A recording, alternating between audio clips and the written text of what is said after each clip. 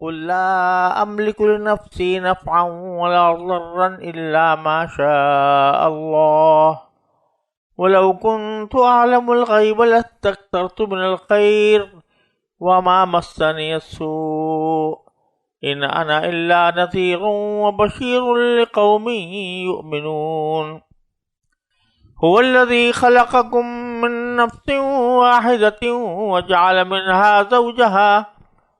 وجعل منها زوجها ليسكن إليها فلما تغشاها حملت حملا خفيفا فمرت به فلما أثقلت دعوا الله ربهما لئن آتيتنا صالحا لنكونن من الشاكرين فلما آتاهما صالحا جعلا له شركاء فيما آتاهما فتعالى الله عما يشركون أيشركون ما لا يخلق شيئا وهم يخلقون ولا يستطيعون لهم نصرا ولا أنفسهم ينصرون وإن تدعوهم إلى الهدى لا يتبعوكم سواء عليكم أدعوتموهم أم أنتم صامتون إن الذين تدعون من دون الله عباد أمثالكم فادعوهم فليستجيبوا لكم إن كنتم صادقين ألهم أرجل يمشون بها أم لهم أيدي يبطشون بها أم لهم أعين يبصرون بها أم لهم آذان يسمعون بها قل ادعوا شركاءكم ثم كيدون فلا تنظرون إن وليي الله الذي نزل الكتاب وهو يتولى الصالحين والذين تدعون من دونه لا يستطيعون نصركم ولا أنفسهم ينصرون وإن تدعوهم إلى الهدى لا يسمعوا وتراهم ينظرون إليك وهم لا يبصرون۔ یہ سورہ اعراف کی آیت نمبر 188 سے 198 تک 10 آیتیں میں نے تلاوت کی ہیں۔ ان کا ترجمہ یہ ہے، کہو کہ جب تک اللہ نہ چاہے میں خود اپنے آپ کو بھی کوئی نفع یا نقصان پہنچانے کا اختیار نہیں رکھتا، اور اگر مجھے غیب کا علم ہوتا تو میں اچھی چیزیں خوب جمع کرتا اور مجھے کبھی کوئی تکلیف ہی نہ پہنچتی۔ میں تو بس ایک ہوشیار کرنے والا اور خوشخبری سنانے والا ہوں ان لوگوں کے لیے جو میری بات مانے۔ اللہ وہ ہے جس نے تمہیں ایک جان سے پیدا کیا اور اسی سے اس کی بیوی بنائی تاکہ وہ اس کے پاس آ کر تسکین حاصل کرے۔ پھر جب مرد نے عورت کو ڈھانک لیا تو عورت نے حمل کا ایک ہلکا سا بوجھ اٹھا لیا جسے لے کر وہ چلتی پھرتی رہی۔ پھر جب وہ بوجھل ہو گئی تو دونوں میاں بیوی نے اپنے پروردگار اللہ سے دعا کی کہ اگر تو نے ہمیں تندرست اولاد دی تو ہم ضرور بالضرور تیرا شکر ادا کریں گے۔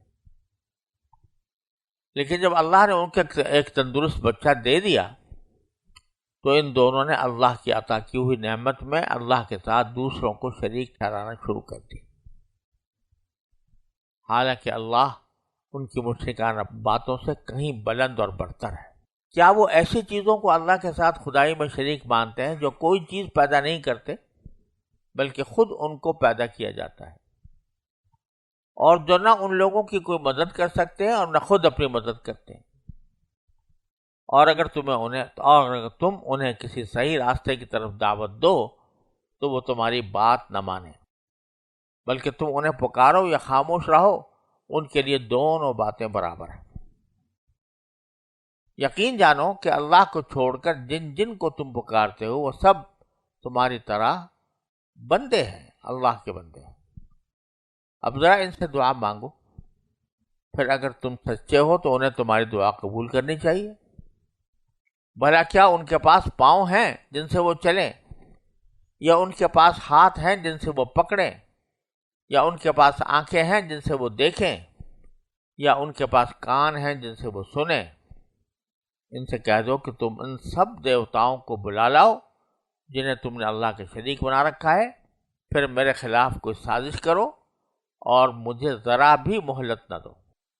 میرا رکھوالا تو اللہ ہے جس نے کتاب نازل کی ہے، اور وہ نیک لوگوں کی رکھوالی کرتا ہے، اور تم اس کو چھوڑ کر جن جن کو پکارتے ہو وہ نہ تمہاری مدد کر سکتے ہیں نہ اپنی مدد کرتے ہیں، اور اگر تم انہیں صحیح راستے کی طرف بلاؤ تو وہ سنیں گے بھی نہیں۔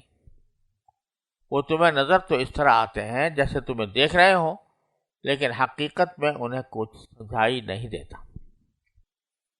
ان آیات سے پہلے اللہ تبارک و تعالی نے کافروں کا یہ سوال ذکر کیا تھا کہ وہ آپ سے قیامت کے بارے میں پوچھتے ہیں کب آئے گی، اور ان کا معاملہ یہ تھا کہ جب نبی کریم سرور عالم صلی اللہ علیہ وسلم یہ فرماتے کہ قیامت کے دن علم تو اللہ تعالیٰ کے پاس ہے،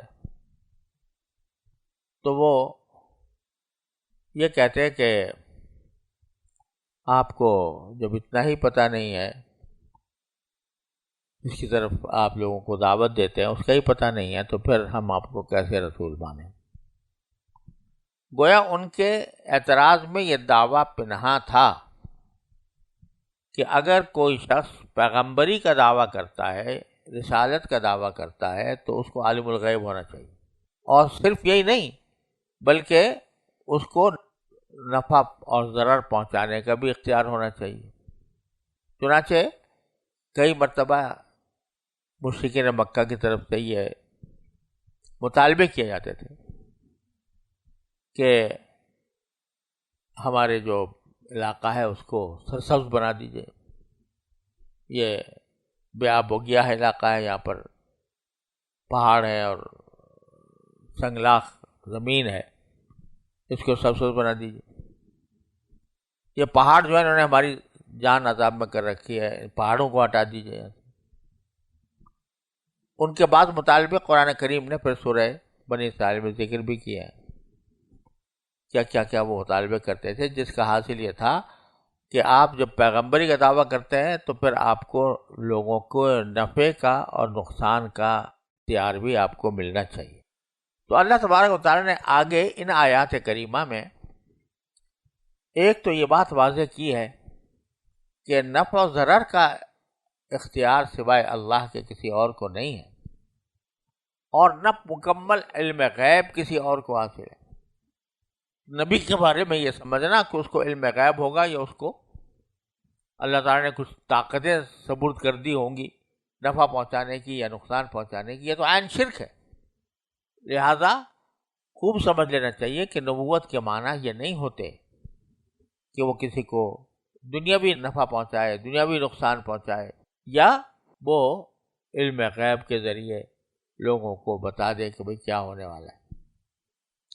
اس لیے پہلے شروع میں تو باری تعالیٰ نے فرمایا قل، نبی کریم صلی اللہ علیہ وسلم سے فرمایا کہ آپ کہیے کہ لا املک لنفسی نفعا ولا ضرا، میں خود اپنے آپ کے لیے بھی کسی نفع نقصان کا مالک نہیں ہوں، الا ماشاء اللہ، سوائے اس نفع و نقصان کے جو اللہ اپنی مشیت سے مجھے عطا فرمائے۔ اپنے لیے بھی میں کسی نفع و نقصان کا اختیار نہیں رکھتا، دوسروں کے لیے کیا ہوتا جب میں اپنے لیے نفع نقصان کا اختیار نہیں رکھتا۔ اور اگر میں غیب کا علم میرے پاس ہوتا، وَلَوْ كُنْتُ أَعْلَمُ الْغَيْبَ لَاسْتَكْثَرْتُ مِنَ الْخَيْرِ وَمَا مَسَّنِيَ السُّوءُ، اگر میرے پاس علم غیب ہوتا تو میں بھلائیاں ہی بھلائیاں جمع کرتا رہتا، خوب بھلائیاں جمع کرتا، اچھی چیزیں خوب جمع کرتا۔ وَمَا مَسَّنِيَ السُّوءُ، اور مجھے کوئی کبھی تکلیف نہ پہنچتی، کوئی بری بات نہ پہنچتی۔ لیکن یہ ظاہر ہے کہ میں نے ایسا نہیں ہے کہ ساری بھلی چیزیں دنیا کی میرے پاس جمع ہو گئی ہوں۔ خیر کا لفظ قرآن کریم میں بعض اوقات مال کے لیے بھی آیا ہے، انہ لحب الخیر لشدید مثلا، تو یہاں پر معنی مال کے بھی ہو سکتے ہیں کہ اگر میرے پاس علم ہوتا تو بہت سارا مال میں نے جمع کر لیا ہوتا۔ اور اگر خیر کو اس کے لغوی معنی پر لیا جائے تو معنی یہ ہے کہ ہمیشہ مجھے، یہ تو نہیں ہے کہ ہمیشہ مجھے راحت ہی پہنچتی ہو، کبھی تکلیف نہ پہنچتی ہو، تو خیر کا میں کثرت سے جمع کر لیتا اور مجھے کبھی کوئی تکلیف نہ پہنچتی، حالانکہ تم دیکھتے ہو کہ مجھے تکلیفیں بھی پہنچتی ہیں اور جو میں بعض اوقات جو کام چاہ رہا ہوتا ہوں وہ پورا نہیں ہوتا۔ اس کی بے شمار مثالیں ہیں میری حیات طیبہ میں۔ تو معلوم ہوا کہ میں علم غیب نہیں رکھتا۔ ان انا الا نذیر ومبشر لقوم یؤمنون، میں نہیں ہوں مگر ڈرانے والا، آگاہ کرنے والا اور خوشخبری سنانے والا ان لوگوں کو جو ایمان لائے۔ تو مجھے یہ سمجھنا کہ میں عالم الغیب ہوں یہ غلط ہے۔ یہاں یہ بھی سمجھ لینا چاہیے کہ دو چیزیں الگ الگ ہوتی ہیں، کہ علم غیب اور ایک انباء الغیب۔ علم غیب تو ایک اصطلاحی لفظ ہے جس کا مطلب ہوتا ہے کہ کسی ذات کو جمع جو آنے والے جتنے حالات ہیں اور جو ہو گزر چکے ہیں، جمع کان ما یکون ما کان ما یکون، اس کا علم اپنی ذات سے اس کو حاصل ہو کسی واسطے کے بغیر، وہ علم غیب تو سوائے اللہ کے کسی اور کو نہیں۔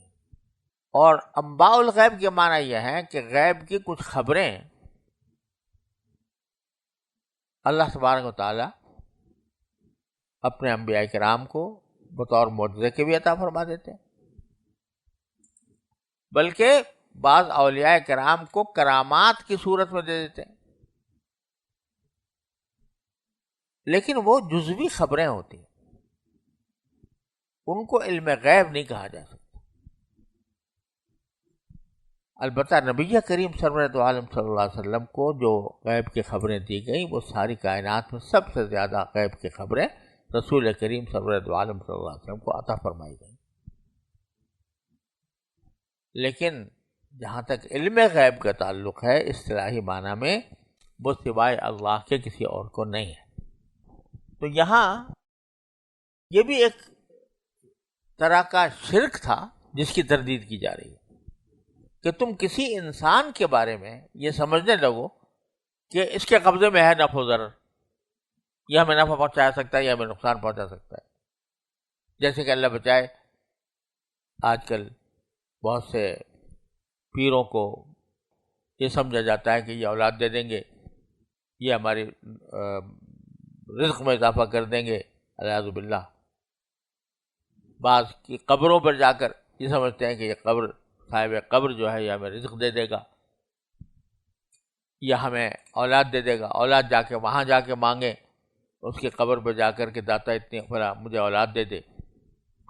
تو یہ ساری باتیں جو ہیں قرآن کہہ رہا ہے کہ یہ جب پیغمبر کو حاصل نہیں ہے تو پھر کسی اور کو کیسے ہو سکتی؟ تو اس شرک کی بھی تردید کہ یہ بھی ایک شرک کا پہلو ہے کہ تم کسی انسان یا کسی مخلوق کو عالم الغیب سمجھو یا اس کو نفع و ضرر کا مالک سمجھو۔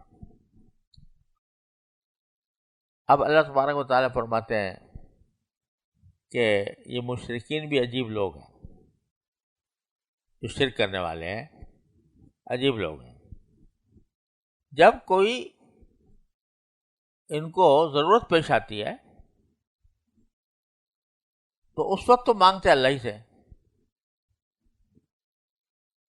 اور جب اللہ تعالیٰ دے دیتا ہے ان کی مراد پوری کر دیتا ہے تو اس کو منسوب کرتے ہیں بتوں کی طرف اور غیر اللہ کی طرف کہ فلاں نے اولاد دے دی، فلاں نے کو دے دیا۔ تو اس کی ایک تمثیل بیان کرتے ہیں باری فرماتے ہیں هو الذی خلقکم من نفس واحدہ، اللہ تو وہ ہے جس نے تمہیں ایک ہی جان سے پیدا کیا تھا۔ وہ کون؟ حضرت آدم علیہ السلام۔ وجعل منہا زوجہا، اور اسی میں سے ان کی بیوی بھی نکال دی ان کی پسلی سے، یعنی حضرت حوا۔ بیوی کیوں نکالی؟ لیسکن الیہا،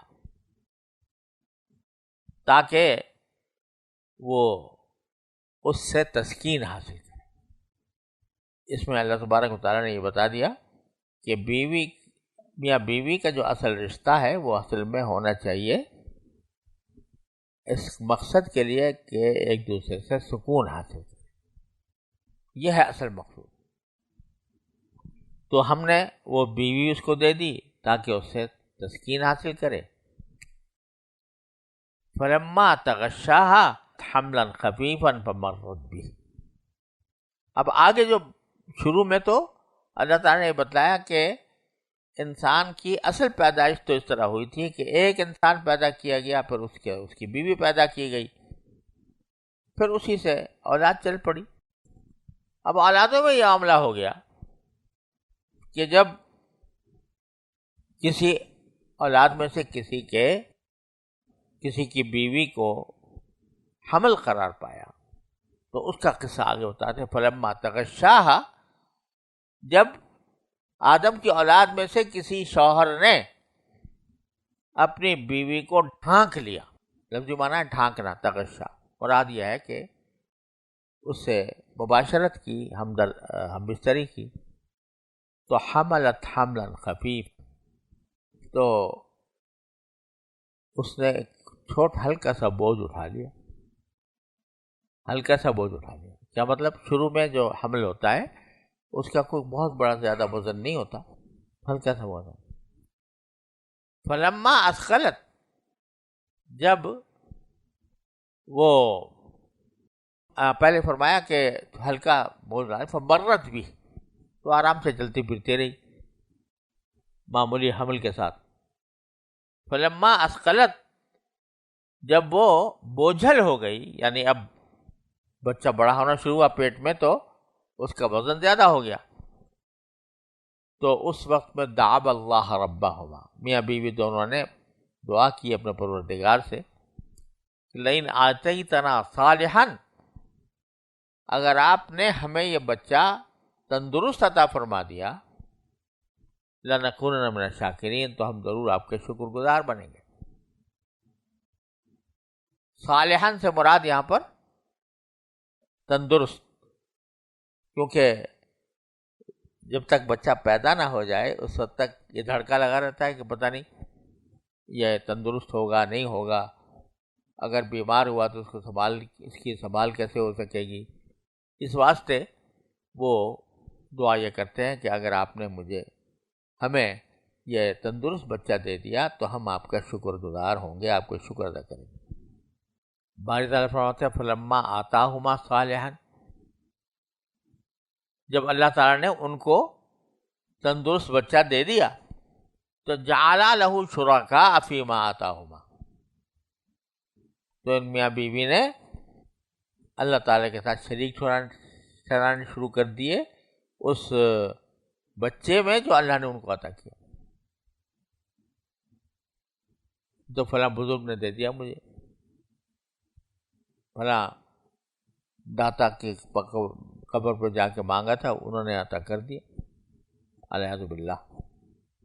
تو جعل لہ شرکاء فیما آتاہما فتعالی اللہ عما یشرکون، تو اللہ بہت زیادہ بلند و برتر ہے اس شرک سے جو یہ کرتے ہیں۔ اب یہاں ان آیتوں میں دو تین باتیں ذرا قابل توجہ ہیں۔ ایک تو یہ کہ شروع بات ہوئی تھی حضرت آدم اور حضرت حوا سے کہ ان کو ہم نے پیدا کیا، اور اس لیے پیدا کیا تاکہ وہ ایک دوسرے کے سکون حاصل کریں۔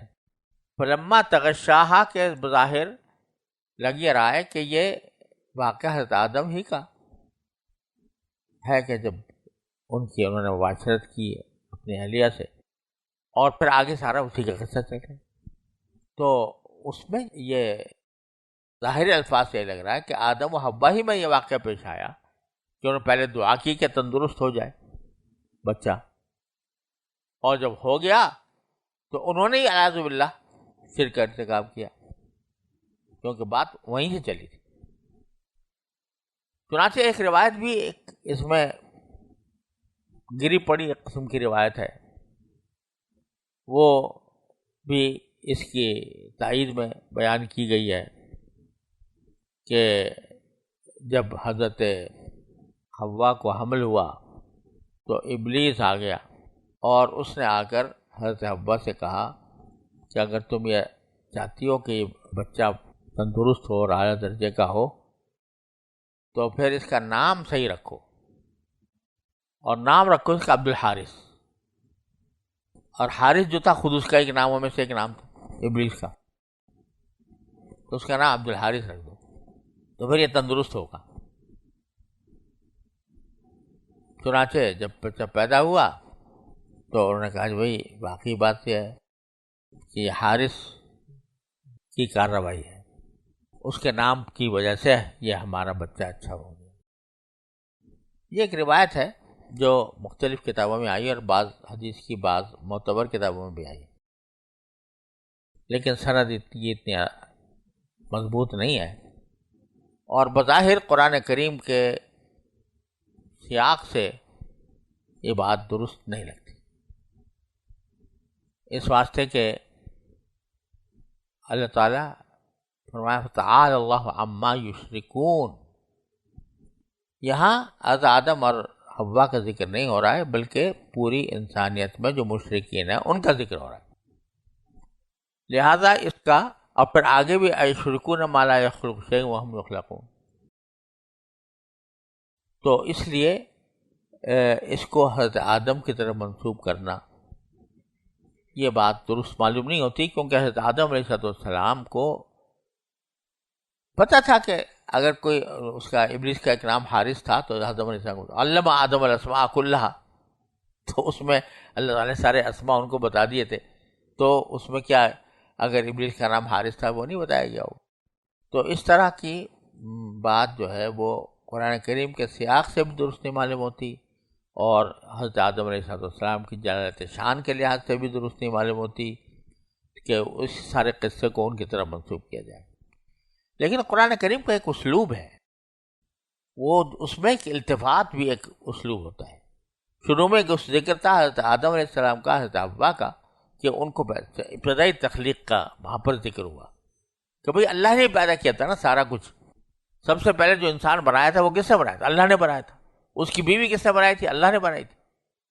اب آگے جا کر جو اولاد پیدا ہوئی تو ان کا ایک سلسلہ ایسا کر دیا کہ وہ حمل کے ذریعے بچہ جو ہے وہ بڑا ہوتا ہے، پیٹ میں بڑھتا ہے، پھر پیدا ہوتا ہے۔ تو اصل جو تھی وہ تو اللہ نے اپنے کلمہ کن سے بنا دی تھی، تو لیکن بعد میں جو اولادیں پیدا ہوئیں اس کا قصہ ہو رہا ہے کہ اس میں طریقہ یہ ہے کہ حمل ہوتا ہے، حمل کے ذریعے بچہ ہوتا ہے۔ تو وہاں لوگوں نے یہ حرکت شروع کر دی کہ مانگا اللہ تعالیٰ سے کہ مجھے تندرست دے دے، اور جب دے دیا تو اس کو اللہ کے بجائے اس کو دوسروں کی طرف منسوب کرنے شروع کر دیا۔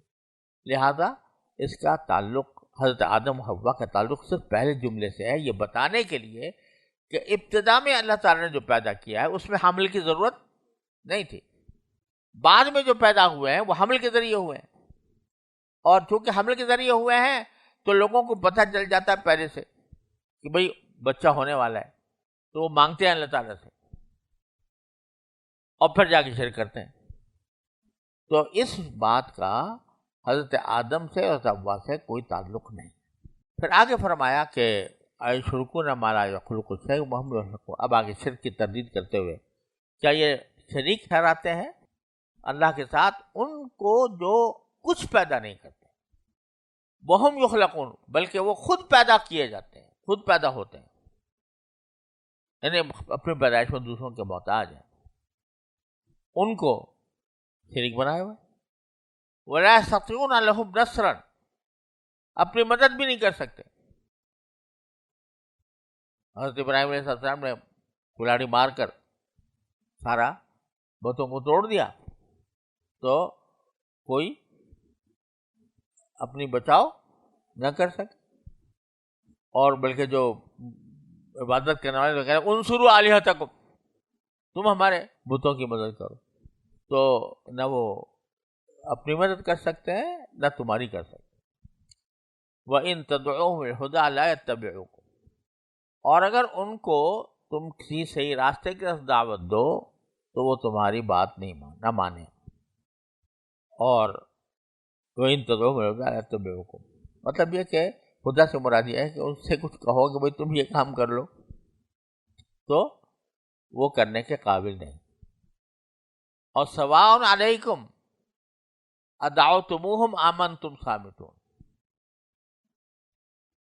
چاہے تم ان کو بلاؤ یا خاموش رہو تمہارے لیے برابر ہے. یعنی وہ کوئی جواب دینے کی پوزیشن میں نہیں ہوتے. اور حقیقت باری تعالیٰ پر آگے بتاتے ہیں ان الذین تدعون من دون اللہ عباد امثالکم. اپنے سادہ طریقے استدلال سے باری تعالیٰ فرماتے ہیں دیکھو کہ جن کو تم اللہ کے سوا پکارتے ہو وہ سب عباد امثالکم، وہ تمہاری طرح کے بندے ہیں. فدعوہم، ذرا پکار کے دیکھو. فلیستجیبوا لکم، وہ تمہیں جواب تو دے کے دکھائیں. ان کنتم صادقین، اگر تم سچے ہو. الہم ارجل یمشون بہا، کیا ان کے پاس پاؤں ہیں جس سے وہ چلیں؟ ام لہم ایدی یبطشون بہا، ہاتھ ہیں جن سے وہ پکڑیں؟ ام لہم اعین یبصرون بہا، کیا ان کی آنکھیں ہیں جس سے وہ دیکھیں؟ ام لہم آذان یسمعون بہا، کان ہیں جس سے وہ سنیں؟ کچھ بھی نہیں ہے. نہ ہاتھ ہے، نہ پاؤں ہے، نہ کان ہے، نہ آنکھ ہے. جو تم نے بنا دیا ایسے ہی جھوٹ موٹ، جو تم نے شبیہ بنا دی، اس میں نہ کچھ صلاحیت نہیں، نہ آنکھ میں دیکھنے کی صلاحیت، نہ کان میں سننے کی صلاحیت، نہ ہاتھ میں پکڑنے کی صلاحیت. اور جب نبی کریم سرور عالم صلی اللہ علیہ وسلم شرک کی نفی فرماتے تھے اور بتاتے تھے کہ بتوں کے اندر کوئی طاقت نہیں ہے، تو بعض اوقات حضور کو دھمکی دی جاتی تھی. اور یہ انبیاء کرام، سارے انبیاء کرام کے ساتھ دھمکی دی جاتی تھی کہ آپ ہمارے بتوں کو یہ کہہ رہے ہو کہ ان میں کچھ طاقت نہیں ہے، یہ تمہیں ایسا مزہ چکھائیں گے یہ بت کہ ان کی برائی کرنا بھول جاؤ گے. مطلب کہ یہ تمہیں جو ہے نا کوئی یہ تکلیف پہنچا دیں گے. اور اگر اسی پر قائم رہو گے، جیسے حضرت قرآن کریم میں دوسری جگہ فرمایا کہ ہم نے تو یہ سمجھتے ہیں کہ تمہیں ان کسی نے جھپیٹے میں لے رکھا ہے اور اس کی وجہ سے تم ایسی باتیں کر رہے ہو، کسی وقت بھی تمہیں جا کر یہ ہلاک تباہ کر دیں گے. تو باری تعالیٰ فرماتے ہیں ان سے کہہ دو ادعوا شرکاءکم، جن جن لوگوں کو تم شریک مانتے ہو اللہ کے ساتھ سب کو بلا لو. ثم کیدونی، مجھے میرے ساتھ کوئی بری تدبیر کرو، یعنی مجھے پریشان کرنے کی، مجھے شکست دینے کی. فلا تنظرون، اور مجھے ڈھیل بھی مت دینا، مہلت بھی نہ دینا. سب کو بلا کر کہہ دو کہ جو تکلیف پہنچانا چاہتے ہو پہنچا دو، اور ذرا بھی ان کو مہلت بھی نہ دینا.